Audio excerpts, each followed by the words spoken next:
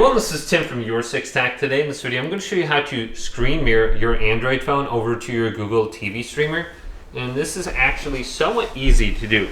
Now if it doesn't work the first way, we're going to have to try the second way. So let's turn on my phone right now, swipe on down from the top right, and make sure you're connected to the same Wi-Fi internet as your Google TV streamer. So I can see I'm connected here, and then I want to swipe down from the top right and then go on over to the wireless projection setting.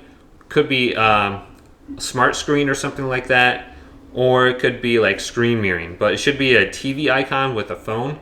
Select this and you should be able to find your Google TV streamer under here. For some reason my Honor 90 phone does not pick up my TV, so if it doesn't display under here, we want to go back to the Google Play Store, click this, and get this application called Google Home, and then set up Google Home.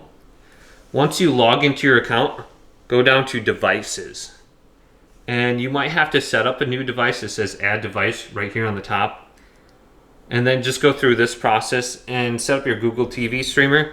But mine just says Local Devices, Living Room. I can select this, and then I can go to Cast My Screen.